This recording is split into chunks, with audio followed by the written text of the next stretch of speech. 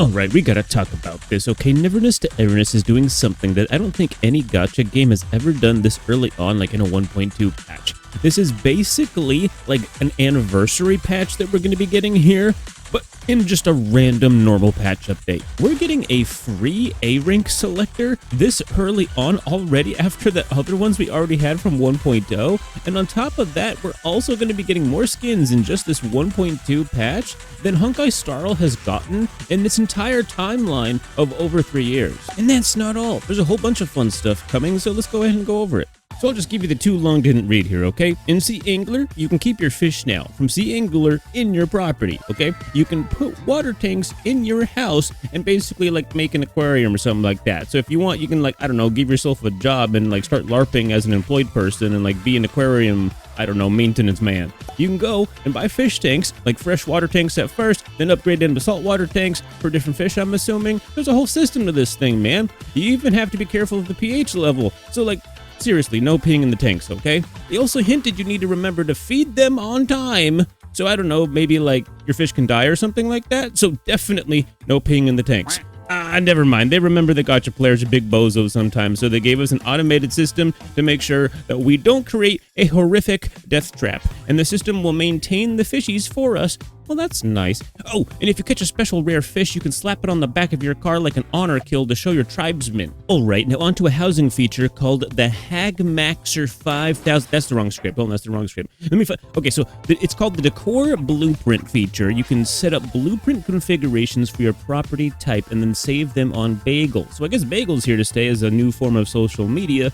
Just don't let your mom on it or she'll ruin it like what happened to Facebook. So send her pics to me instead. Anyways, you can grab the blueprint configurations from other players on Bagel and instantly furnish your house. So now my intern doesn't have to furnish it by hand themselves and can finally get that coffee I asked for 2 hours ago. Anyways, you can store up to 20 blueprint configurations, so you can now freely switch between them without ever losing designs you liked. I gotta give them props for that idea, by the way, because they were thinking ahead on that one. Imagine you have a decor you like, then switch it up when you're bored, but realized you like the old one more, but now you can't find the old one, and yeah, they were thinking ahead on that one. But obviously, they're not just gonna give you free furniture, so like, you have to already have the furniture or you can't like get that stuff. So just like keep that in mind when you're looking through things, or you could obviously get like the design and then go buy the furniture, that way you have it. Okay, so this next part is a bunch of quality of life features, so I'm just gonna spam through them since there isn't much to say beyond they're adding them into the game and whatnot.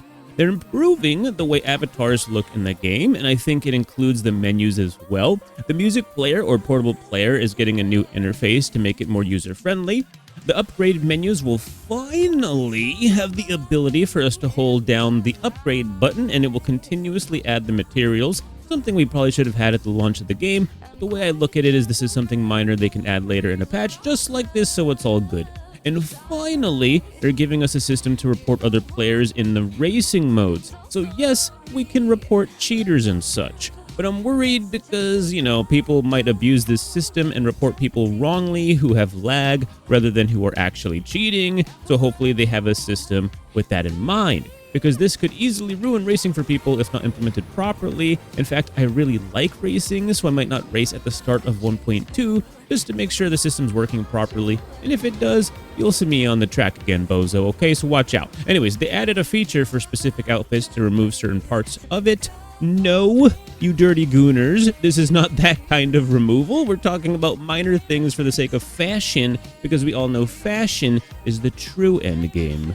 The new Fight Club scoring results have been adjusted so that knockouts and damage dealt count for more final rank and rewards. They're lowering the difficulty of anomaly hunt bosses at appraisal level 5 and above. However, in 1.2, the Dragon Lady Shinku will be arriving, and I think this is currently the most pushed character for the 1.x story block so far. I could be wrong, but from what I gather right now, nudge, nudge, wink, wink, there will be 2 other potentially huge pulls in the 1.x block for DPS as well. And I'm anticipating that she might be landing somewhere between top 1 to 3 for the DPSs of the 1.x block. Take that with a grain of salt, that information is not fully locked in, there could be a lot of changes, etc. Anyway, she's from the Bureau of Anomaly Control CSU 2. I won't go into her backstory so you can experience that in the game, but she's very cool, trust me on this. And she's Mint's newest teammate in the story, and Mint's the GOAT, so WNTE again.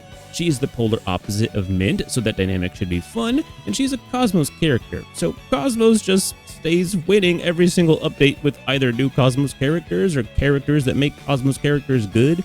I think it's easily the best element right now, easily best sub DPS element, and with Shinku arriving, dude, that's basically going to make it like the best DPS with like, dude, Cheese is also Cosmos. It's basically the best element in the game for like everything. Now, let's go over her kit. She has 2 different combat modes, so let's go over both real quick. In normal form, she has basic attack, special combat arts, a 5-hit combo, and if you land the 3rd or 5th hit, or hold basic attack during the 3rd, 4th, or 5th hit, you can trigger an enhanced basic attack, special combat arts altered, building up her Defiant Spirit gauge, which allows her to enter her Rampage form, where she gets, like, I don't know, mad, I guess. But no, seriously. If you parry enemies, you can build up Defiant Spirit gauge as well, which you want to do anyways to deal damage and increase break gauge damage. If Shinku is on the field and doesn't attack after a certain amount of time, she enters the Menacing Gaze state and turns down all of her simps. When you dodge counter during her anti-simp state, she deals increased damage and knockback from the dodge counter. Her redirect skill, High Speed Breach, let her breach my trousers if you know what I mean. Anyway, sorry. Her skill deals noteworthy damage and builds Divine Spirit. And dude, just look at his ultimate. This ultimate is like super cool. I mean, this is like this coolest ult. I mean, dude, and it's called Crimson Fury because of course it is, right? And she burns all of her Defiant Spirit to enter the Surging Crimson state, otherwise known as the Goon Max state. And then in the Goon Max state, she has a multi-hit attack dealing massive damage and swooning your mom, and she will enter the rampaging mode. And like all of her kit changes, okay? This is a huge, this is the power of Goon Maxing, okay? Her basic attack changes and it goes into special arts Tidal Assault, a 5-hit combo, and now her attacks build up Fading Reason instead, and her skill costs all her Fading Reason to cast instead. When her rampage reaches its end, she can cast her new ultimate Crimson Judgment, which is by far the coolest combat animation in the game. It mugs literally everything else so far. It's crazy. Anyways, if there is any power creep, we're okay with, right? It's animation power creep, right? Anyways, yeah. And bro, when she tap her ultimate again after that, she can tap it again, okay? To flex on the hose with a powerful final attack, okay? I'm starting to think this character like might just be good. I don't know, just a thought. Yeah, and if her final attack, Ultimate Dragon Flame Verdict, doesn't finish your enemies, it'll certainly finish you. Anyways, her world traversal character trait is that she can basically, like, while her in her rampaging mode, like, move around super duper fast. She's basically Sonic the Hedgehog in that mode, okay? And she's aura farming like crazy. So now you don't need a car, you can just ride your Dragon Lady. Now about cycling, when you use her support skill, she also gains Defiant Spirit, and when she hits the field, she will gain Charge Cycle Enhancement, and when the active character charges up, all field unit charges up the same value. Pretty good. But anyways, she's not the only character we are getting. You probably remember her from patch 1.1. She has an ability that allows players to collect rewards by interacting with animals in the overworld. You can collect rewards from that thing, that effect she has, 2 times a day, and it works up to 999 times total. Similar to how Cheese has an ability where that earns you fawns, right? But it also has a long-term cap. In Iroi's case, she basically has this thing that has like the 999 that matches the 999 Nights theme for the story patch. So it will take 500 days total to cap this ability. I did the math. That's roughly 1.3 to 1.5 years if you're using it nearly every day. 2 years or more if you're using it casually. So this is an ability that you can basically add to your dailies long term. When you're collecting cafe fawns, anomaly furniture dailies, you can go pet a cat or whatever a couple of times a day for more rewards. I don't think this alone is a reason to pull for the character, by the way, but it's a very nice perk all the same. As far as combat is concerned, she's an anima buffer / healer, which, to be honest, we don't really need healers, but maybe if you're more casual or you wanted really super easy anomaly boss clears, Iroi can help. So there's a lot of value here. More importantly, she's a buffer. That's huge. Her basic attack also has a 5-hit string to it, building, I'm not kidding here, imagination on hit. So Iroi is a headcanon character, okay? She's literally using the power of her mind, okay? This is actually so silly. She's literally weaponizing imagination right now, okay? She can charge her basic attack to spend imagination, unleashing up to 3 hits depending on how charged it was. Nothing special to her dodge counter, functions normally dealing extra break gauge damage. Her redirect skill has 2 options. Tap it once to deal individual attacks and build imagination, or she can press and hold it to literally make her headcanon a reality, releasing your teammates on the field, but in the form of these like little lambs like her companion that she uses to attack with. This creates the regression state or headcanon state. Your characters become invincible and take on Iroi's offensive stats. If they became invisible, it'd be so stupid. Also, if one of your characters goes down, they enter this headcanon state as well, which is kind of busted because they turn into a flying fighting lamb instead of dying pretty much, which is pretty cool. But when you activate her ultimate, if you do not yet have enough imagination, it will actually provide a gradual healing effect to your whole team in the Dream of Horned Gate state. And if you do have enough imagination, you will open Dream of Ivory Gate instead, dealing gradual damage to enemies while the effect lasts. So that is obviously the one you want to go for ideally. And if you have a downed character, when you activate Dream of Ivory Gate, she will revive a downed character and restore some of their HP. This state constantly drains her imagination until depleted, and afterwards any revived characters return to the regression or headcanon state. Her support skill heals all allies and builds imagination, which is honestly busted as all heck. You basically can't die when played well, and she also adds a power-up to the Vita Buds for Blossoms. When the first Vita Bud dissipates, another one grows in its place.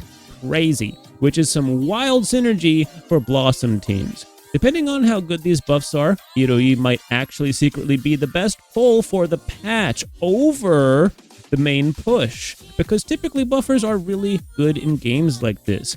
Don't come around as often and can be used on many teams. So the value is kind of through the roof here. And for those that want, she can heal. So she has value for both meta players and casual players alike. And her last minute character model changes don't seem like they were anything bad. Nothing that warrants not pulling the character or anything like that. Besides, I think people will be pulling like crazy this patch because this is quite literally the booty cake patch. Oh, and I didn't tell you maybe the best part of the new area. There's an entirely unique gear and reward system coming to us. All members of our team are basically members of a party now, and they have their own unique classes. Basically, we're LARPing as D&D characters in a medieval RPG. And the gear system is deep, like 7 items to equip or something like that. It even has class restrictions and everything. So this is basically like Baldur's Gate, the Neverness to Everness patch. The gear all have random drops similar to an RPG, MMO, or Gacha.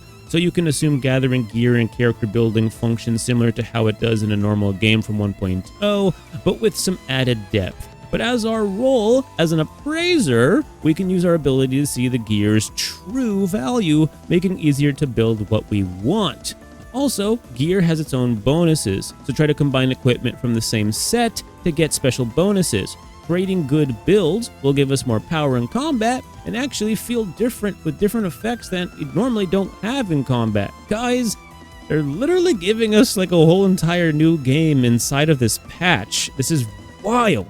They're even giving us accessories to equip, and some of them have unique non-combat abilities. So this gives us even more reason to explore new regions to find unique abilities to use in the overworld, like changing into sheep, for example.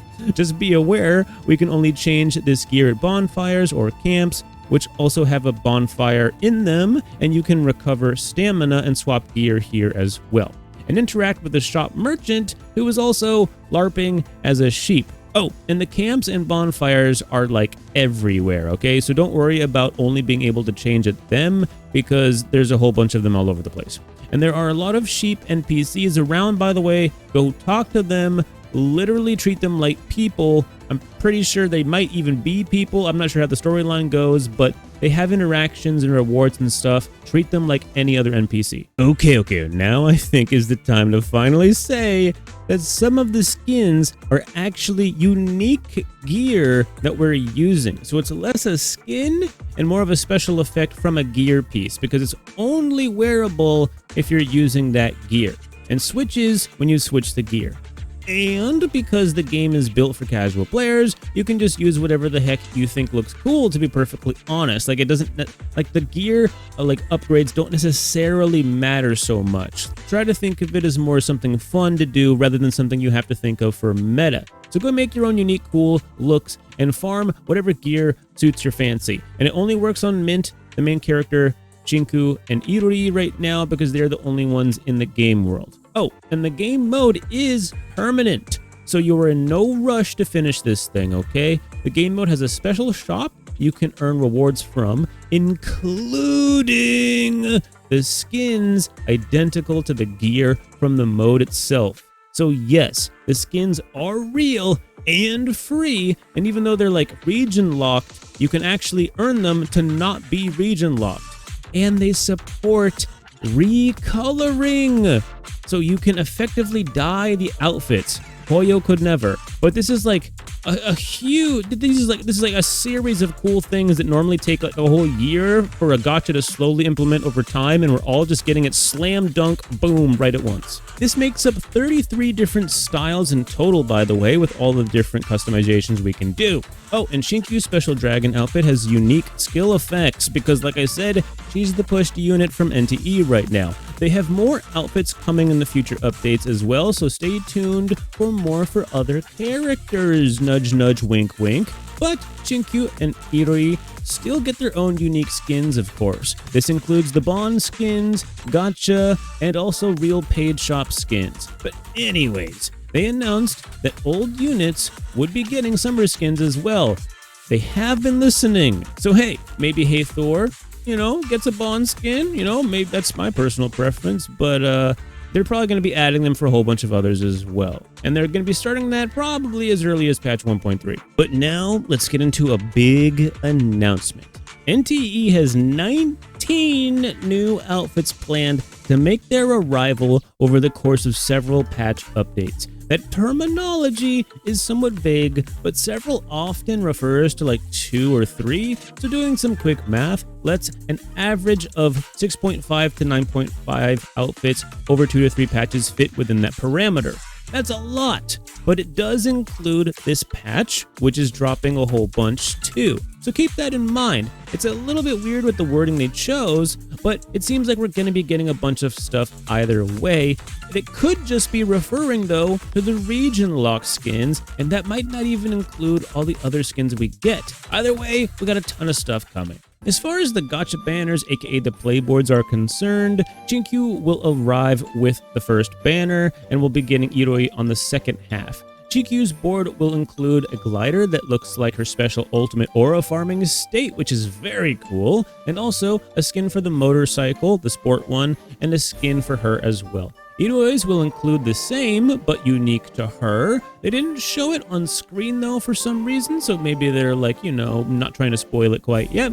But anyways, Chinku's Resolve Special Arc banner, her weapon banner, will be active of course during her board, and Iroi's Dreamgate Special Arc banner will be active during her board. The patch banner currency shops will also reset, giving players some options to claim rewards, such as gold keys to pull for the weapons. Now it's time for another reveal. We're getting a new unique vehicle that we've never had before. It's basically like the Batmobile motorcycle from the Christopher Nolan Batman movies. The wheel flips around as necessary when turning and leaves a particle trail behind it. So when the wheel flips, the trail twists with it. It's made by Regalia, of course. You're broke, I'm broke. Mitt and I will be working overtime to afford this one.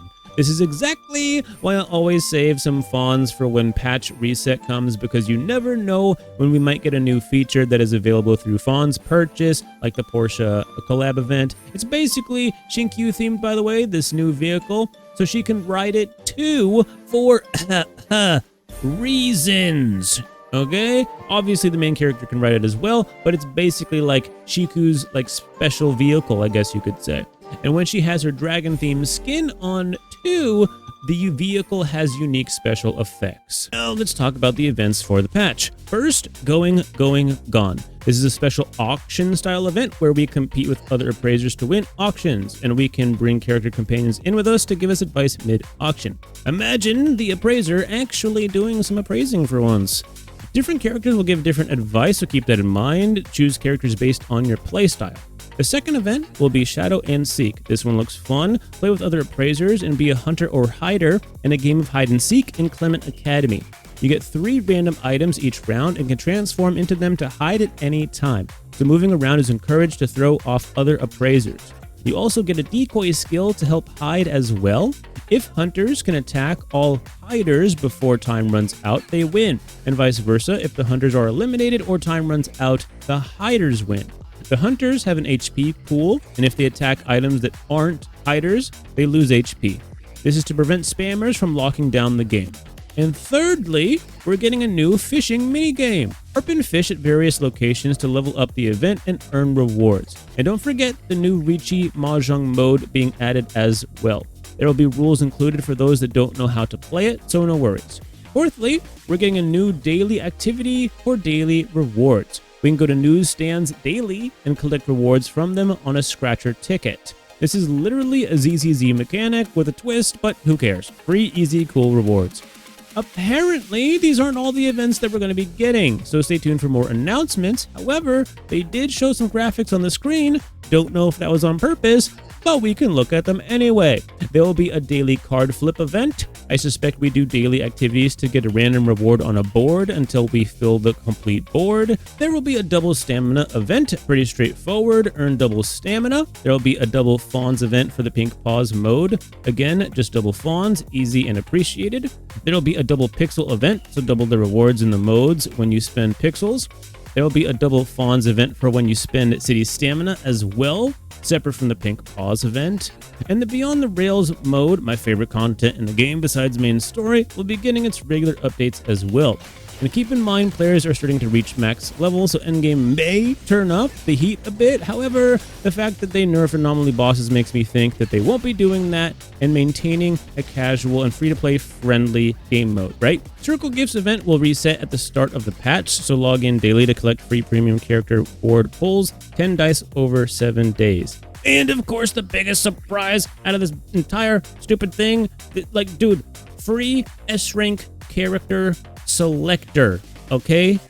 Just have an active NTE account with access to your mailbox by the end of patch 1.2 and you'll get it. So this is a great time to start playing if you haven't already, or if you want to invite a friend, whatever. The game is also about to become available on Steam, Epic, and the Samsung Galaxy stores July 8th. So there will be a surge of new players coming in. And if you live near LA, maybe go check out the NTE booth at Anime Expo. I live like 8 hours away and I'm kind of busy right now, so unfortunately I don't think I'll be able to make it, but go check it out if you can. You might think we're done here, but no! Early details on patch 1.3. That's right, baby. They're going to be continuing the Scarlet Letter storyline in 1.3. They will also be starting the summer events. They'll be including summer skins and more vehicles. That's plural. That means at least 2 vehicles. There will also be a new property coming in version 1.3 as well. Apparently, it's sort of like a build-your-own, more cozy style design setup, so it seems like they might be evolving ways that we could get properties now. They're also hinting you should try to save per fawns for patch 1.3 because a lot of expensive things are coming, something that's just good practice for any upcoming patch regardless. Ooh, so we're getting a lot in this new patch. I was reading some comments saying this feels like an anniversary patch, which is why I've mentioned it so many times in this video, because it does feel like that, and it's only a 1.2 patch. So yeah, some of the biggest gacha games in the world didn't even have this much during their anniversary patch. That's kind of embarrassing, to be honest. So let me know in the comments what you're excited for, who you're pulling, etc. Watch the recent solo level 70 no dupes chaos endgame run we posted in the description, and leave a like and subscribe if you liked it. Peace out.